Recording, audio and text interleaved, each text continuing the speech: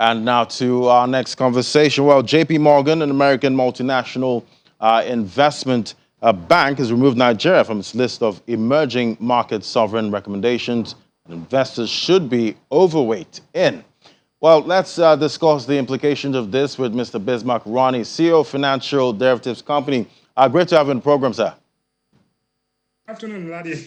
Good afternoon. Well, quite an interesting turn of events there. And I'm wondering, what is the implication of this delisting? Is it just about them not letting their clients invest in Nigeria's bond? No. Let's step back. Why did they delist us? By being in this list, it means that your clients can buy your bonds and put it in their portfolio. You know, there are index investors who say, because Nigeria is in the JPMorgan index, they can buy. Now, first of all, Nigeria was delisted from the index in 2015. Now they've been taken off the list altogether. And the reason given is that Nigeria has failed to take advantage of higher oil prices and higher oil production, and that there's a liquidity as well as a transparency risk in Nigeria's foreign exchange market.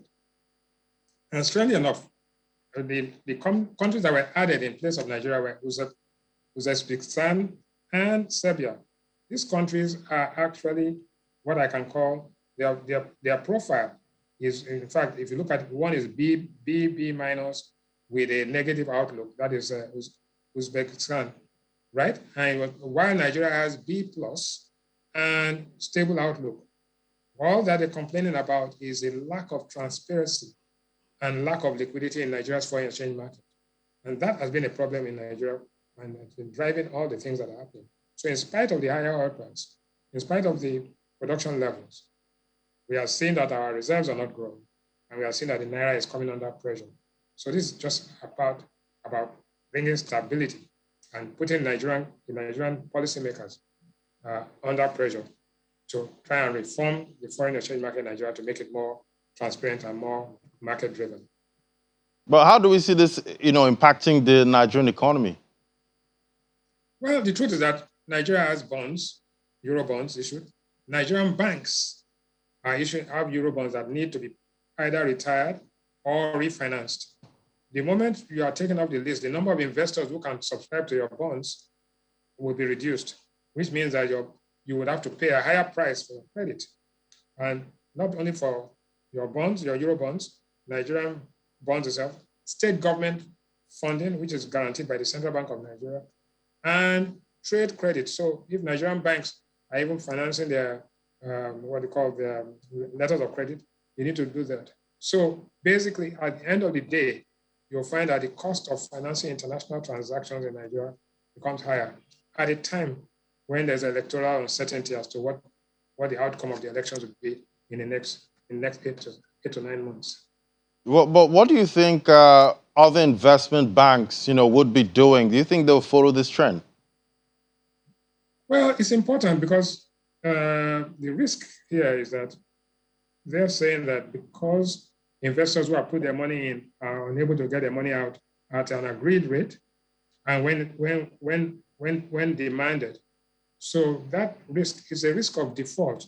The fact that you may default, even in spite of the fact that you have the resources, there's what we call the willingness to pay and the ability to pay.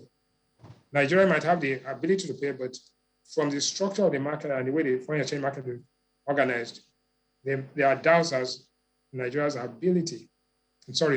willingness to pay, even though it has the ability to pay. So I think this can be addressed very quickly by restructuring the foreign exchange market, making it more open, more transparent, and allowing people who have Naira to exchange their Naira for dollars when they want it.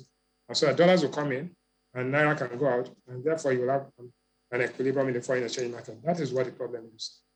And what do you think we can learn from, the countries that were added, while we were taking out?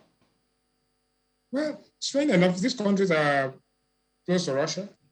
They are dependent on Russia, but they have markets that are quite transparent, and you can predict, even though their resources are nowhere near what Nigeria has. So it's a question of does Nigeria have a revenue problem or a management problem or a combination of both?